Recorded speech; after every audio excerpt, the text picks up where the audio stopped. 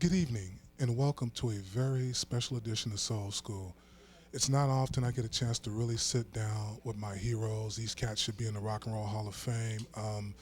Especially with, like, yesterday, I just found out that Charles Pitt's a real good hero of mine from the Isaac Hayes movement. You may remember him. He played the guitar lick on Shaft. But anyway, he just passed away. So a lot of our heroes are checking out of here. But I am so honored to have some of the baddest cats out of San Pedro, Southern California, up here with me. And like with Dyke and the Blazers and Joe Tex and all the real baddest cats.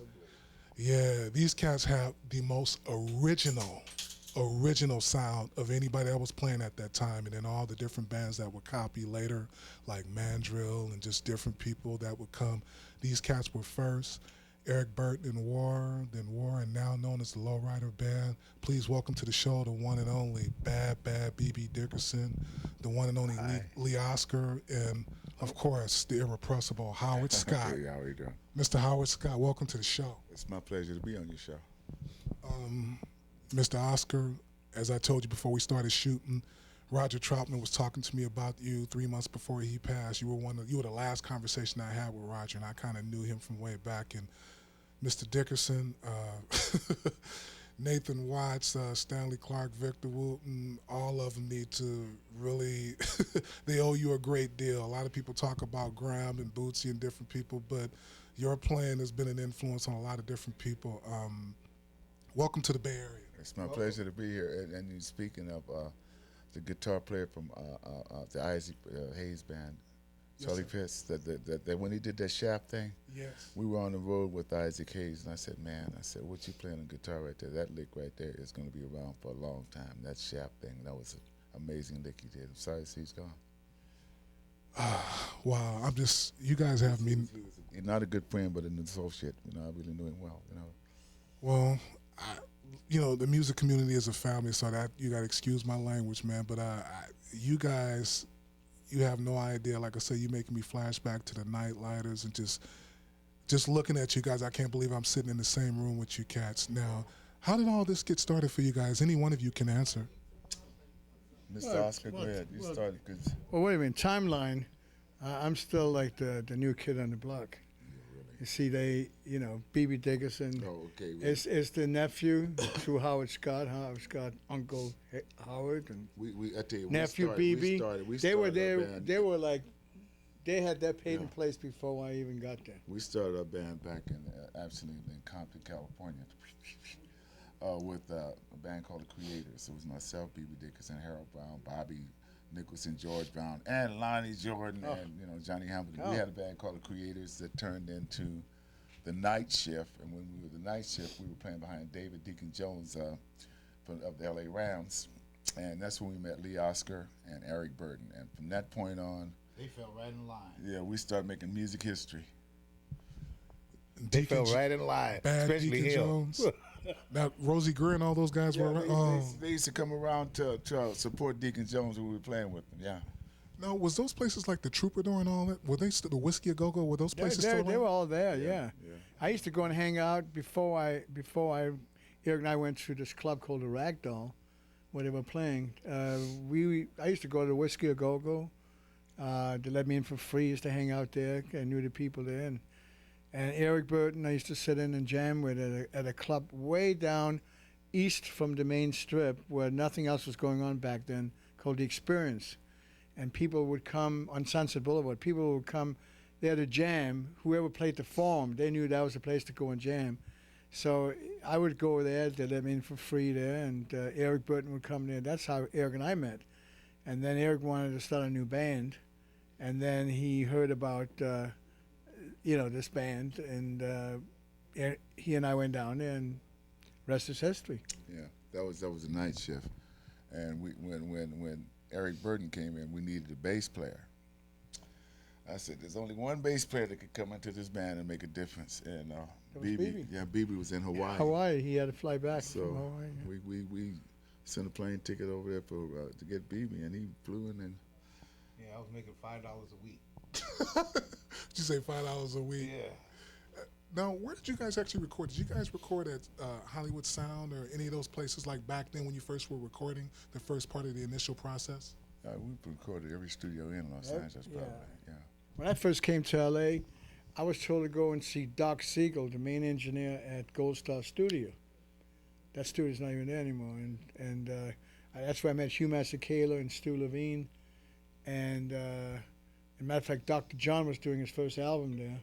Oh my God! Oh, don't worry about it. Don't I worry didn't mean about to have it. it myself. Nah, don't worry about it. How rude! No, not a problem. I gotta Hey, take this real quick. hey, Look up he, there. he can do whatever he wants to do. These cats are absolute legends. They can do whatever they want to do. Now, BB, I got a question for you. Yes, sir. The first initial album, was that the one that had Spill the Wine and that stuff on it, or was there an LP before that? I think that was it. For the first album we did with Yeah. Eric Burden. Yeah, it was Spill the Wine. Okay, and then Eric Burden declares war. right. That was now I'm it. familiar. Now, what I'm not clear on, was there a second album before All Day Music actually, or was All Day Yeah. Music the actual second No, LP? the first album we did two albums with Eric Burden. We did Eric Burden Declares War and then Black Man's Burden, which was a double album. That was on MGM Records, and the reason why it was on MGM Records because that was a carryover from the contractual commitment Eric Burden had, carryover from the Animals with MGM. One of the things I think the public needs to know is that the very first episode, the pilot episode of the Midnight Special, not the ones that are on DVD, but the pilot episode hosted by John Denver, there were two acts, R&B, funk, Latin, Afro-Cuban, whatever you want to call them. One was the Isley Brothers doing Pop That Thing, and the other was these cats. And like I said, when I think about that kind of stuff, I think about Soul Train. When you guys played live, boy, Soul Train, the Midnight Special, when y'all came back on again and played the Cisco Kid, that drum, you guys, man, just had such an original sound. Like I said, Platinum Jazz, LA Sunshine, all, and then come back with Galaxy. Man, I could just go on and on about you I cats. see, War was a band that still hasn't come into its own yet. We're still. Oh, I just said War. Oh, excuse me. I mean, the Well, Low that's Rider. what we were. Okay. Watch out. Yeah, I know, but see, we played in War for so many years. We are. We have to call ourselves a Low Rider band now because of. We changed the name. That's all. Yeah, well, War is originals. yeah, but we're four of us are in the Low Rider band. But the band War started off a whole lot of music. We started the trend that hasn't even come into its own yet because war music. There's so much of it that hasn't even come out yet. There's such strong music, like bands like Earth, Wind, and Fire. They're out there, and we used to like play together in a lot of shows. Isley Brothers, we played with them in a lot of shows.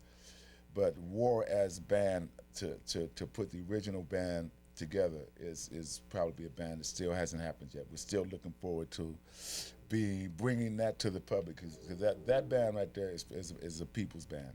I tell you what, speaking on Earth, Wind, and Fire, I'm going to go ahead and say it. This is not them. This is me saying it. That Last Days and Times LP, the one before Head to the Sky, when I listened to like Mom and some of that Latin stuff they were doing, they were definitely listening to y'all. Like I said, I don't want to put y'all on the spot, but they were listening. Well, B.B. Dickerson, what do you think? Verdine told me, he said, BB, we're going to catch you guys. I said, Verdine, my daddy didn't give me my bass to catch you or this and that. I said, what's that all about? But we never got a disagreement about it. He just told me that, and I said, my daddy didn't buy my bass for me to catch nobody. When he was the drummer for Verdine? Ram Salute. No. Bass player for EWF. No, the drummer. Maurice White. Maurice. And he wanted to, at first, before he even had the Earth, Wind, and Fire, he wanted us to, remember?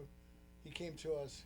Oh, really? Yeah, he came to us. Wow, that must have been when they were on Warner Brothers, because that was before they were on CBS. I know they had two albums on Warner's. The first one was self-entitled Earth, Wind, and Fire. The second one was The Need of Love. And they did have a whole nother band before they would get Larry Dunn and Andrew Woolfolk. We used to work with that band, the first original band, when we first got out with War on our own. We put out an album after Eric Burden. It was kind of like not so good. It was a good album, but it just didn't really catch on. And the next album after that was All Day Music. Yeah. That one kicked off with Slipping in the Darkness. That broke War when we were on tour with Isaac Hayes. So when we had that tour, it seemed like it was a never-ending tour.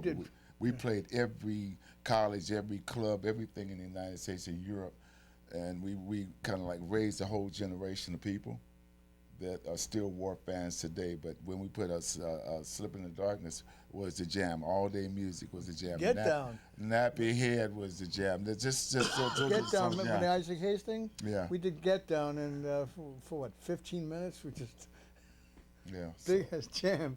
Yeah, you guys had a lot of album cuts too that weren't necessarily released as singles. You guys had pretty good books when it came to the LPs, and I think that's what I miss most about music nowadays. It would be a lot of album cuts that weren't necessarily singles for whoever it was, and especially for you guys. Y'all were the kings of that. You would have to get the album. It's like Donny Hathaway or something. You can't get a greatest hits. Comes to war, you got to get the LPs. Like I say, deliver the word. Why can't we be friends? Platinum Jazz, Galaxy. World's a ghetto. Yeah, for sure. World's a ghetto. Gypsy Man. Lowrider. Man, see, you started something with The World is a Ghetto before we get to Lowrider. Most people don't know, and actually I have the tape of this. I can't remember if it was the American Music Awards. I think it was the Grammys, though. Don't quote me. I have to go home and look at my tape. But these cats were nominated and lost to, it took Lady Sings the Blues. Well, actually, Lady Sings the Blues got you guys. And it took that movie and Richard Pryor and all of them to keep y'all from getting a Grammy back then, man. Yeah, that's true. I think Michael Jackson and myself, we were sitting back at that award ceremony just like tripping on it. We were like, I said, oh, God, we're going to get this, that. I knew we were going to get it. It was quite disappointing, but we missed it by a long shot, man. Yeah. Well, not really. You know, when I think about it, though, because you guys, and I thought Gladys Knight and the Pips were probably the most deserving people that didn't. And even Marvin Gaye didn't get an award until Sexual Healing, which is, how do you not get an award for what's going on? And like I say, a lot of the stuff that y'all were doing, like I said, it's a whole nother thing now. And I you know, for me, the biggest part of this show, to me, I always like to try to educate the people about the Ronnie Lawses and the Howard Scotts and different people like that, because the people who actually make the music and the arrangers, whether it's James Carmichael or Johnny Pate or whoever, to me, that's more important than the actual music, because a lot of people, they don't understand the piano, the song coming from the piano to their head, and then what you guys put on top of it. So, like I said, it's just an honor to sit back and talk to you cats, man. You know, I think that when the songs we wrote the new standards that are going to be around for the next generation, because the songs like Slipping in the Darkness, All Day Music, Nappy Head, you know, those songs are still as popular, not as popular, but as time goes on, this songs is going to be around, they're still being played. And we were fortunate enough to create some music that's going to be around for a lot of years. You know, Papa D. Allen is no longer with us. Charles Miller is no longer with us. Papa D. Allen left us with The World is a Ghetto. He wrote that. Charles Miller left us with a song called Lowrider. And his story, every time you hear Lowrider, you got to remember Charles Miller. And every time you hear World is a Ghetto, B.B. Dickerson sings that song. But Papa D. Allen was one to sit back and wrote the words to World is a Ghetto. I think, too, the most impressive thing, and BB, I would like you to comment on this, is I've always thought that you guys were serious musicians, and the ability to put your egos aside and compliment each other the way you guys in the studio, to me, I thought that was really the secret to having the most original sound, hands down, of that area. Your thoughts? Yeah, I think that's what you were talking about, to compliment each other. We hands down put ourselves in a situation where we collaborated and we cared together in our music and in our endeavors. We cared enough to each other to let each other develop. It's amazing too, and like I said, I spoke a little bit about it, but like I said, I saw Roger Troutman when he got back from Aruba after he had did the 4th Sinbad Soul Music Festival. We were in the bathroom just like this talking, and he was telling me, he said, man, by the time they get through with the edits, say Cheryl Lynn really whooped all of us, man. She had Greg Fillingane's mouse and blah, blah, blah. We got past that, so I'm sitting up and I'm taking mental notes. And then he started to talk about you, man. And like I said, I go back to that because, like I said, I had been knowing Roger for many years, and he was so, I'm sure you know this, but I'm going to tell you because it was a very personal conversation I had with him. He was very influenced by you. Like I say, when you hear them songs like Do I Diddy and stuff like that, you can take a great, stick your chest out a little bit. I'm not telling you to have an ego about it, but you really meant a lot to him, man. Like I say, he sat up and told me, man to man. I knew it because I said I've talked with Roger Troutman about that too, and we've been talking. First thing out of his mouth was talking about Lee Oscar. So, and he wanted Lee Oscar harmonica. I thought you gave him one. Yeah, he did because he mentioned it. He mentioned it to me. Yeah, he said you had a whole line of them. He said you gave him one. It was like I say, how else would I know? He was Oh, wait a minute. Yeah, we played with Roger and Zapp at the coach house, and you gave him a I house down did there and remember shit, now. Yeah. That's right. I did give him one. Yeah. Yeah. Yeah. Well, like I said, these guys have a show to do. They were